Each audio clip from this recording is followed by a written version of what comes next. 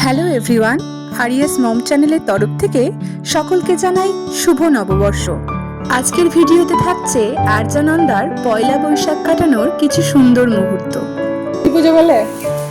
এটা ভগবতী যাত্রা, দুধতলা নতুন বছর শুরু হচ্ছে।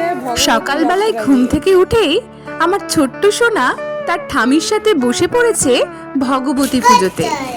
কি হচ্ছে? ভগবতী পুজো হচ্ছে। কি পুজো হচ্ছে? আমার দিকে তাকিয়ে বলো, কি পুজো হচ্ছে?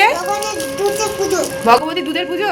আচ্ছা। আমরা বাঙালি, আমাদের কাছে নববর্ষ হচ্ছে একটা ইমোশন, আর সেই ইমোশন আমাদের পরবর্তী জেনারেশনের মধ্যে সঞ্চালিত করা আমাদেরই দায়িত্ব।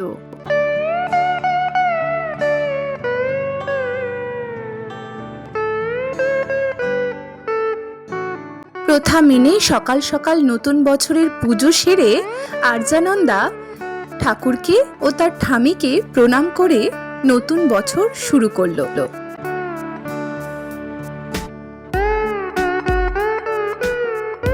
স্নান সেরে আমার 3 বছরের ছোট্ট মেয়েটি চলে আসলো রাধা গোবিন্দের কাছে।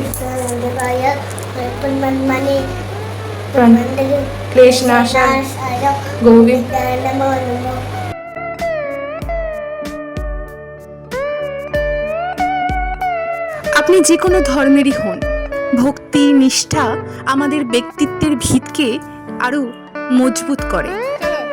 মনো, ঠামি, বাবা, মা, মামা সকলের মন ও আবদার রাখতে এক একটা সময় প্রত্যেকের দেওয়া পোশাক পরাতেই হবে। ঠামির তৈরি এই ছোট্ট বাগানটিতে পয়লা বৈশাখের সারাটা দিন সে ব্যস্ত গাছপালা নিয়ে। কি সুন্দর, তাই না? এটা একটা ছোট বসা।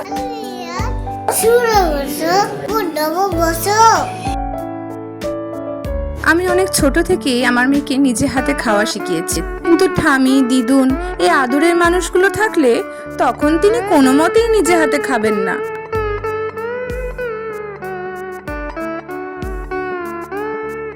সন্ধেবেলায় আর্যানন্দার বাবা হঠাৎ করেই প্ল্যান করলো যে আজকে এই নববর্ষের দিনে সবাই মিলে বাইরে গিয়ে একটু খাওয়া দাওয়া হোক।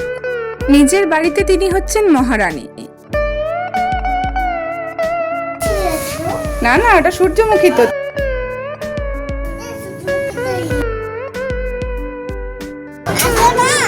কেন?